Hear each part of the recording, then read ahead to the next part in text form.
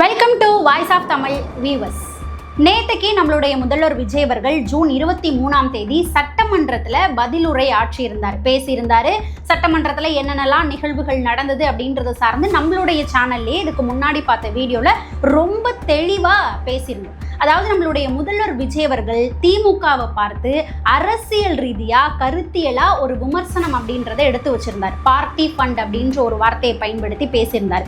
இந்த வார்த்தையை சொன்ன உடனே ஆப்போசிட்ல எதிர்கட்சியாக அமர்ந்திருக்கக்கூடிய திமுக காரங்க எல்லாரும் எந்திரிச்சு நின்று கத்தி அமளிதுமளியாக்கி அவ்வளோ விஷயங்களை பண்ணினாங்க. தொடர்ந்து நம்மளுடைய முதல்வர் விஜய் அவர்கள் பேச ஆரம்பிச்சோடனே வெளிநடப்பு அப்படின்னு சொல்லிட்டு வெளியில ஓடி போயிட்டாங்க.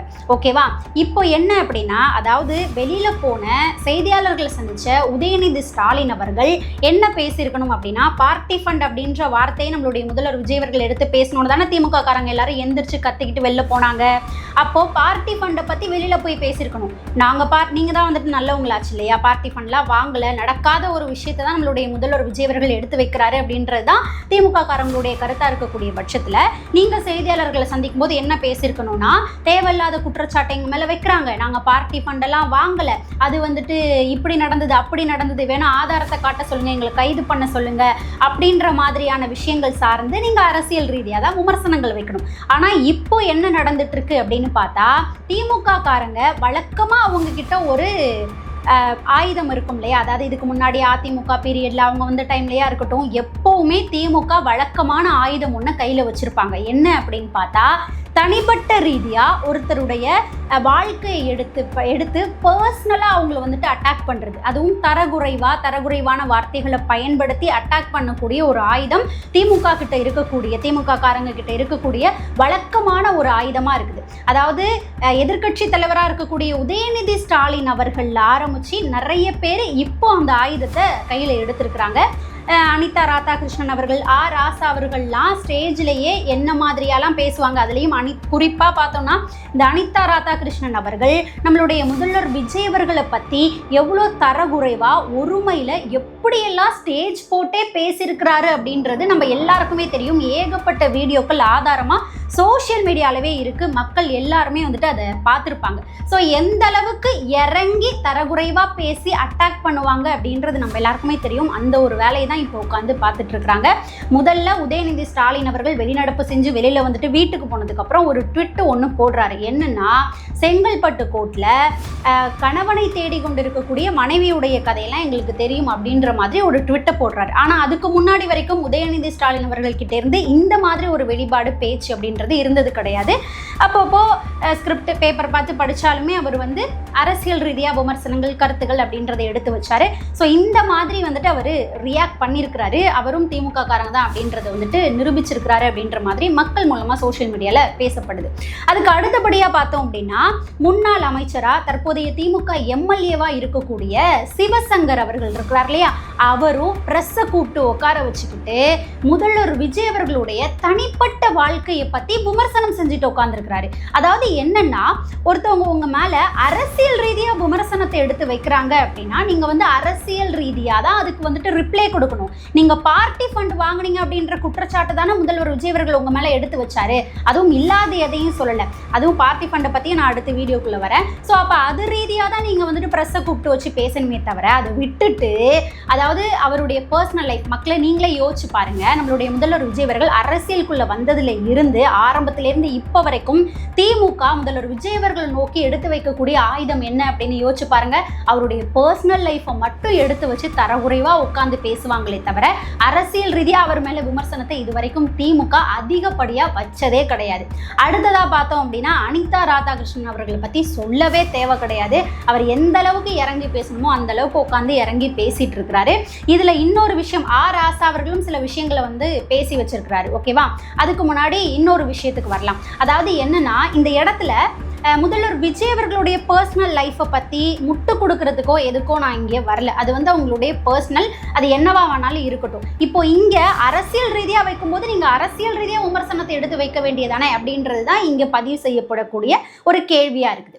ஓகே, அடுத்ததாக இன்னொரு டாபிக் என்ன அப்படின்னு பார்த்தா, உதயநிதி ஸ்டாலின் அவர்களாக இருக்கட்டும், அதே போல் திமுகவில் இருக்கக்கூடிய அந்த எம்எல்ஏக்கள் எல்லாருமே இருக்கிறாங்களே, அவங்க எல்லாரும் இப்போ என்ன ரொம்ப உணர்ச்சி வசப்பட்டு பேசிட்டு இருக்கிறாங்க அப்படின்னா, அரசியல் மாண்பு, அதாவது சட்டமன்றத்தில் இருக்கக்கூடிய மாண்பே போயிடுச்சு.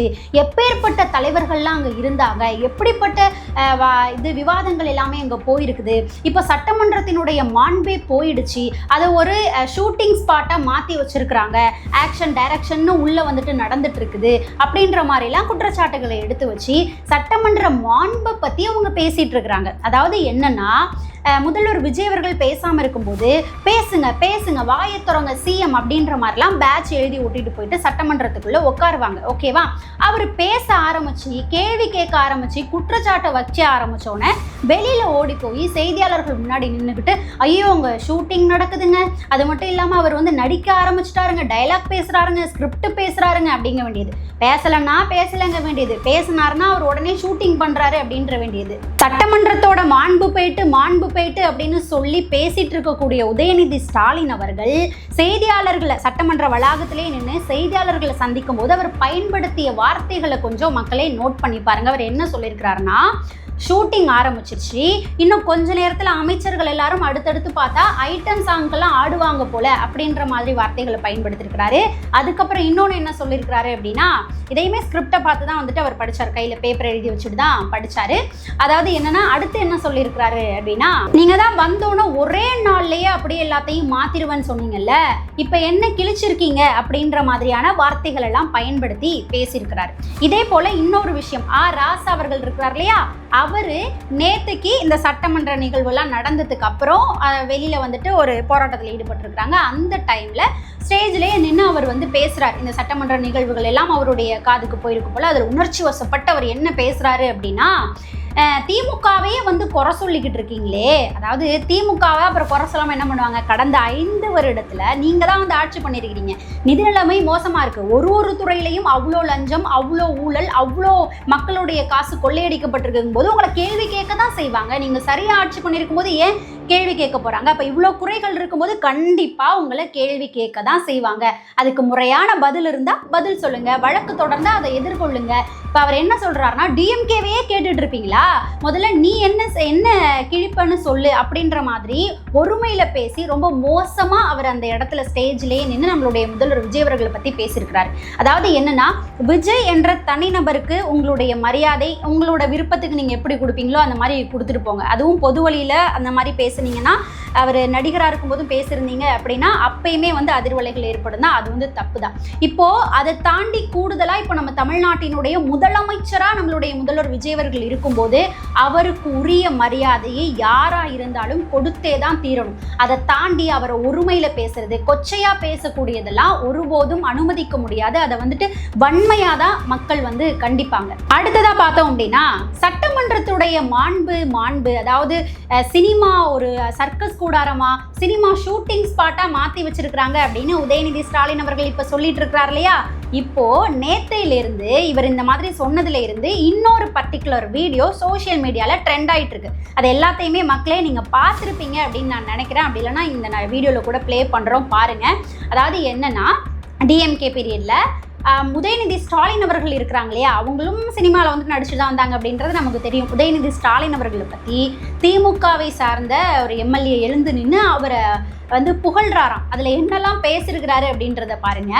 நீங்கள் நடித்த படமோ கெத்து, நீங்கள் தான் தமிழ்நாட்டுக்கு சொத்து, நீங்கள் நடித்த படம் ஒருக்கள் ஒரு கண்ணாடி, நீங்கள் வீசிய ஒரு செங்கலில் அல்லவா இன்னைக்கு மாறியது ஆட்சி அப்படின்னு பேசி வச்சிருக்காரு. அடுத்தது, நீங்கள் நடித்த படமோ மனிதன், நீங்கள் உண்மையிலேயே ஒரு மாமனிதன் அப்படின்ற மாதிரிலாம் சினிமா டைலாக் அந்த படத்தெல்லாம் எடுத்து வச்சு பேசி வச்சுருக்காங்க. இதோட கம்பேர் பண்ணும்போது நீங்கள் யோசிச்சு பாருங்கள், நேற்றுக்கு அப்படி என்ன சட்டமன்றத்தில் நடந்தது. விஜய் அவர்கள் எழுந்து பேசினோனையே சினிமா ஸ்கிரிப்ட் இப்படின்லாம் பேசுனீங்கன்னா, அப்போ நீங்கள் பேசி வச்சுருக்க இந்த வீடியோவை ப்ளே பண்ணி பார்க்கும்போது என்ன சிம்ரன் இதெல்லாம் அப்படின்னு கேள்வி கேட்குற மாதிரி தான் இருக்குது. அதுக்கு அடுத்ததாக சட்டசபை மாண்பு, அதாவது டிஎம்கே என்னெல்லாம் பண்ணியிருக்கிறாங்க அப்படின்றத பார்க்கலாம். 2017 எடப்பாடி பழனிசாமி அவர்கள் முதலமைச்சராக பதவி ஏற்றுக்கும் போது என்னென்ன வேலைப்பாடுகள்லாம் உள்ளே நடந்ததுன்னா, அப்போதைக்கு சபாநாயகராக இருந்த தனபால் அவர்களை அவர் வந்து பேசிட்டு இருக்கும் போதே அந்த வீடியோலாம் பிளேயா இருக்கு, நீங்க பார்த்துருப்பீங்க. பேப்பரெல்லாம் கிழிச்சு அவர் மேல வீசி அவரை சட்டமன்றத்தை விட்டு வெளியே விட்டு திமுக காரங்க அந்த சேர்ல போயிட்டு உட்காரக்கூடிய காட்சி அவ்வளோ அராஜகம் அப்படின்றது சட்டமன்றத்தில் நடந்தது. அப்ப நீங்க பேசக்கூடிய இந்த மாண்பு அப்படின்றது எங்க போணுச்சு? அடுத்ததா பார்த்தா அதுக்கு முன்னாடி நம்மளுடைய முன்னாள் முதல்வராக இருந்த ஜெயலலிதா அம்மா அவர்களுக்கு இதே சட்டமன்றத்தில் திமுகவினுடைய எம்எல்ஏக்கள் என்ன வேலையை பண்ணாங்க அப்படின்றது நம்ம எல்லாருக்குமே தெரியும். அவங்களுடைய சேலையை உருவி அவங்களுடைய முடியெல்லாம் பிடிச்சி இழுத்து சேரெல்லாம் தூக்கி அவங்க மேலே அடித்து எந்த மாதிரியான மாண்பை திமுகவினுடைய எம்எல்ஏக்கள் கடைபிடித்தார்கள் அப்படின்றது நம்ம எல்லாருக்குமே வெளிப்படையாக தெரியும், மக்கள் எல்லாருக்குமே தெரியும். இவ்வளோ வேலைகளையும் செஞ்சு வச்சுட்டு மாண்பு மாண்பு அப்படின்னு பேசுகிறாங்க. ஓகேவா? இதை பேசுவதற்கு அவங்களுடைய வரலாறையும் கொஞ்சம் அவங்க திமுக காரங்க வந்து பார்த்துட்டு பேசினாங்கன்னா நல்லா இருக்கும். அதுவும் உதயநிதி ஸ்டாலின் அவர்களே பேசும்போது தான் ஆச்சரியமா இருக்குது. அதே போல விஜய் அவர்களுடைய பர்சனல் லைஃப்பை பற்றி போயிட்டு பேசுகிறாங்க. அரசியல் ரீதியாக விமர்சனம் வச்சா அரசியல் ரீதியாக விமர்சனம் வைக்கணும். பர்சனல் லைஃப்பை போய் பேசுகிறாங்கன்னா பின்னாடி அவங்களுடைய வாழ்க்கையும் வரலாறையும் கொஞ்சம் திரும்பி பார்த்துட்டு பேசினாங்க அப்படின்னா அதுவும் வந்துட்டு நல்லா இருக்கும். அடுத்ததாக பார்த்தோம் அப்படின்னா இந்த பார்ட்டி ஃபண்ட் அதாவது கட்சி நிதி அப்படின்ற பேரில் ஒரு துறையில் இருந்துமே ஒரு குறிப்பிட்ட தொகை கோடிக்கணக்கான ரூபாய் அப்படின்றது ஒரு வருடமும் ஒரு துறையில் இருந்தும் கட்சி நிதி பார்ட்டி ஃபண்ட் அப்படின்ற பேரில் டிஎம்கேவினுடைய தலைமைக்கு போய் சேர்ந்திருக்கு அப்படின்றத இப்போ தாவேகா அரசில் தமிழக அமைச்சர்களாக பொறுப்பேற்றிருக்கக்கூடிய ஒருத்தருமே வந்துட்டு வெளியிட்டு இருக்காங்க.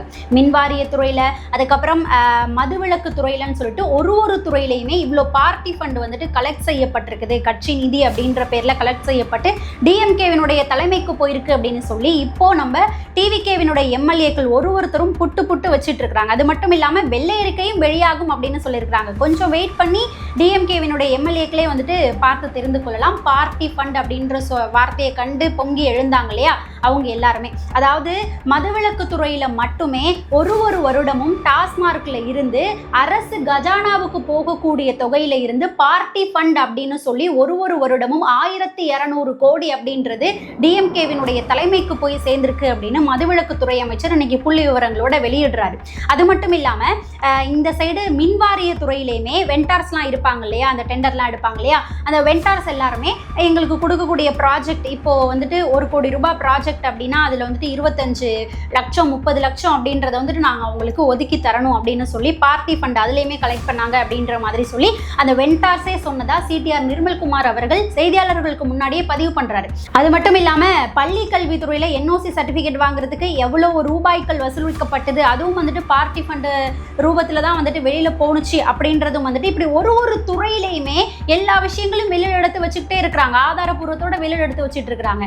அப்போ இவ்வளவு வெளிப்படையா வரும்பொழுது மக்களுக்கு தெரியும் போதும் பார்ட்டி ஃபண்ட் அப்படின்ற ஒரு வார்த்தையை சொல்லும் போது திமுக காரங்களுக்கு ஏன் கோபம் வருது அப்படின்றது தெரியல. ஸோ நடந்த விஷயங்களை தான் நம்மளுடைய முதல்வர் விஜய் அவர்கள் அவங்களுக்கு எடுத்து காமிச்சிருக்கிறாரு. அது மட்டும் இல்லாம இப்போ வழக்கு பதிவு பண்ணுங்க, ஆதாரத்தை காட்டுங்க முடிஞ்சா அப்படின்ற மாதிரி சொல்லியிருந்தாங்க. இப்போ நம்மளுடைய சிடிஆர் நிர்மல்குமார் அவர்கள் சொல்லியிருக்கிறாரு, ஆதாரங்கள் எல்லாம் இருக்கு, வழக்கு கண்டிப்பா பதிவு செய்யப்படும், வெயிட் பண்ணுங்க அப்படின்ற மாதிரி சொல்லியிருக்கிறாரு. இதை தாண்டி நாளைக்கு மே 25ஆம் தேதி பார்த்தோம் அப்படின்னா மின்வாரியத்துறை சார்ந்து வெள்ளை அறிக்கையை வெளியிடுகிறார் மின்வாரியத்துறை அமைச்சர் சிடிஆர் நிர்மல்குமார் அவர்கள். அந்த வெள்ளை அறிக்கையில பல விஷயங்கள் வெளியில வரும் அப்படின்னு சொல்லப்படுது. மின்வாரியத்துறையில எவ்வளோ ஊழல் நடந்திருக்குது, எவ்வளோ கடன் வாங்கியிருக்கிறாங்க, அந்த கடனை முழுமையா கொள்முதல் செய்யறதுக்கு பயன்படுத்தி இருக்கிறாங்களா, இல்லை எவ்வளோ லீக்கேஜ் ஆயிருக்கு, யாருக்கு போயிருக்கு அப்படின்ற விஷயங்கள் வெளியில வரும் அப்படின்ற பெருத்த எதிர்பார்ப்புகள் அப்படின்றது இருக்குது. வெள்ளை அறிக்கை எப்படி இருக்க போகுது அப்படின்றத நாம வெயிட் பண்ணி பார்க்கலாம். இதுலயும் செந்தில் பாலாஜி அவர்களுடைய பெயர் ஆல்ரெடி அடிபட்டுருச்சு. இந்த 400 கோடி ரூபாய் டிரான்ஸ்ஃபார்ம் ஊழல்ல வந்துட்டு ஆல்ரெடி அடிபட்டுருச்சு. இதற்கு ஆதாரங்களா பல விஷயங்கள் வெளியில வருமா அப்படின்ற மாதிரியான எதிர்பார்ப்புகள் இருக்குது. நாம வெயிட் பண்ணி பார்க்கலாம். நாளைக்கு வெள்ளை அறிக்கை வெளியான பிறகு அது சார்ந்தும் நம்மளுடைய சேனல்ல வீடியோ வரும். மக்களே வெயிட் பண்ணி பாருங்க. அடுத்ததா பார்த்தோம் அப்படின்னா மின்வாரிய துறையில 1500 காலி பணியிடங்கள் இருக்குது, ஊழியர்கள் பற்றாக்குறை இருக்கு அப்படின்னு சொல்லி சிடிஆர் நிர்மல்குமார் அவர்கள் ஏற்கனவே வந்துட்டு அறிவிப்புகளை வெளியிட்டிருந்தாரு. அந்த 1500 காலி பணியிடங்களும் இந்த ஒரு வருடத்துக்குள்ளேயே கொஞ்சம் கொஞ்சமா நிரப்பப்படும் அப்படின்ற உத்தரவாதத்தையும் சிடிஆர் நிர்மல்குமார் அவர்கள் கொடுத்திருந்தாரு. அதுல இன்னைக்கு பார்த்தோம் அப்படின்னா ஜூன் 24ஆம் தேதி கலைவாணர் அரங்கத்துல நம்மளுடைய முதலமைச்சர் விஜய் அவர்களுடைய தலைமையில இந்த பதவி நியமனம் ஆணை வழங்கக்கூடிய விழா அப்படின்றது நடந்தது. இன்னைக்கு ஒரு நாள்லயே 401 பேருக்கு பதவி நியமன ஆணையம் அப்படின்றது வழங்கப்பட்டிருக்கு. அவங்க எல்லாருக்குமே வேலை கொடுக்கப்பட்டிருக்கு. இதுல என்னன்னா, நம்மளுடைய முதல்வர் விஜய் அவர்கள் அந்த 401 பேருக்கும் நானே நேர்ல வந்து என்னுடைய கையாலேயே நான் கொடுக்குறேன் அப்படின்னு சொல்லி அவரே வந்து கலந்துக்கிட்டு 401 பேருக்கும் அந்த பதவி நியமன ஆணை அப்படின்றத வழங்கியிருந்தாரு. அதனுடைய லைவ் கூட சேனல்ஸ் எல்லாத்துலேயுமே வந்து ஒளிபரப்பப்பட்டுருச்சு. நீங்களும் பார்த்துருப்பீங்க அப்படின்னு நினைக்கிறேன். அடுத்தடுத்து இந்த மிச்சம் இருக்கக்கூடிய காலி பணியிடங்களும் நிரப்பப்படும் அப்படின்ற உத்தரவாதத்தை சிடிஆர் நிர்மல்குமார் அவர்கள் பதிவு பண்ணியிருக்காரு. அடுத்ததா பார்த்தோம் அப்படின்னா, சென்னையில மாநகராட்சி மாமன்றம் நடந்தது. சென்னையில இருக்கக்கூடிய அனைத்து வார்டு கவுன்சிலர்களும் அதுல கலந்துப்பாங்க. மேயர் பிரியா அவர்களுடைய தலைமையில இந்த மாமன்ற கூட்டம் அப்படின்றது நடக்கும். நம்ம எல்லாருக்குமே தெரியும். ஸோ மாதம் நடக்கும். 3 மாதங்கள் கழித்து இப்போதான் தேர்தலுக்கு பிறகு நடந்திருக்குது. அதில் நிகழ்ந்த காட்சிகள், சண்டைகள் கூட சோஷியல் மீடியாவில் வெளியாக இருந்தது. நீங்கள் எல்லாரும் பார்த்துருப்பீங்க அப்படின்னு நினைக்கிறேன். ஆக்சுவலாக அங்கே என்ன நடந்திருக்கு அப்படின்னா, தாவேகா கவுன்சிலர்கள் இருக்க மாட்டாங்க. ஏன்னா இப்போதான் வந்திருக்கிறாங்க இல்லையா. இதுக்கு முன்னாடி கடந்த ஆட்சியில் இருந்த அதிமுகவினுடைய கவுன்சிலர்கள், திமுகவினுடைய கவுன்சிலர்கள் அவங்க மட்டும்தான் இருப்பாங்க. காங்கிரசினுடைய கவுன்சிலர்களும் வந்துட்டு அதில் இருக்கிறாங்க. இதில் என்ன நடந்ததுன்னா, அதிமுகவை சார்ந்த 182வது வார்டு கவுன்சிலர் சதீஷ் அப்படின்றவர் வந்து பேசியிருக்கிறார். அவர் பேசும்போது என்ன சொல்லியிருக்கிறாரு அப்படின்னா, திமுக காரங்களை நோக்கி தான் சொல்லியிருக்கிறார். நீங்கள் எல்லாரும் உங்கள் கட்சி தலைவருடைய புகழ் அப்படின்றது தான் பாடிட்டு இருக்கிறீங்க, அவரை பற்றி தான் புகழ்ந்து பேசிட்டு இருக்கிறேன். உங்களை மாதிரி நான் கிடையாது, நான் வந்து மக்களுடைய பிரச்சனையை தான் இங்கே எடுத்து பேசிட்டு இருக்கேன் அப்படின்ற மாதிரி அவர் சொன்னோன்னே திமுக காரங்க வெகுண்டெழுந்து 2 பேருக்கும் இடையில சண்டைகள் அப்படின்றது நடந்திருக்குது. அடிக்க வருவது போலலாம் சில காட்சிகள் நடந்ததாகவும் சொல்லப்படுது. இதில் திமுக காரங்க என்ன பண்ணியிருக்கிறாங்கன்னா, பேப்பர் எல்லாம் கிழிச்சு அந்த அதிமுக கவுன்சிலர் மேலே தூக்கி வீசி அராஜகம் உள்ளிட்ட பல செயல்களை வந்து நடத்தியிருக்கிறாங்க. மேயர் பிரியா அவர்கள் என்ன பண்ணியிருக்கிறாங்கன்னா, சத்தம் போடாதீங்க, அமைதியா இருங்க அப்படின்ற மாதிரி அவங்க கத்தக்கூடிய காட்சிகளையும் நம்மளால பார்க்க முடிஞ்சது. கட்டுக்குள்ள கொண்டு வரதுக்கான முயற்சிகளை அவங்க எடுத்திருந்தாங்க. அடுத்ததா பார்த்தோம் அப்படின்னா, இன்னொரு கலவரமும் அங்கே நடந்தது. அதாவது என்னன்னா, காங்கிரஸினுடைய கவுன்சிலர் எழுந்து பேசும்போது ஆப்போசிட்ல திமுக காரங்க உட்காந்துட்டு என்ன பண்ணியிருக்கிறாங்கன்னா, துரோகிகள் அப்படின்ற மாதிரி பேசி கோஷமிட்டு கத்திருக்கிறாங்க. இதில் காங்கிரஸினுடைய கவுன்சிலர்களுக்கும் திமுகவினுடைய கவுன்சிலர்களுக்கும் இடையில சண்டை ஏற்பட்டு அந்த மாமன்றத்தில் அமளி துமளியான காட்சிகள் நடந்தது. அதுக்கப்புறம் காங்கிரஸ் கவுன்சிலர்கள் வெளிநடப்பு செஞ்சாங்க அப்படின்ற மாதிரியும் சொல்லப்படுது. ஸோ மக்களே, இந்த ஒரு பதிவில் நம்ம நிறைய செய்திகள் சார்ந்து பார்த்துருக்குறோம். நம்மளுடைய முதல்வர் விஜய் அவர்கள் அரசியல் ரீதியாக விமர்சனம் வச்சதுக்கு திமுக அவங்களுடைய வழக்கமான ஆயுதமாக இருக்கக்கூடிய பர்சனல் அட்டாக் அப்படின்றத கையில் எடுத்துருக்குறாங்க. இது சார்ந்து மக்களாகி உங்களுடைய கருத்து என்னவா இருக்கும் அப்படின்றத மறக்காமல் நம்மளுடைய கமெண்ட் செக்ஷனில் பதிவு பண்ணுங்கள். நாம் அடுத்த ஒரு பதிவில் சந்திக்கலாம்.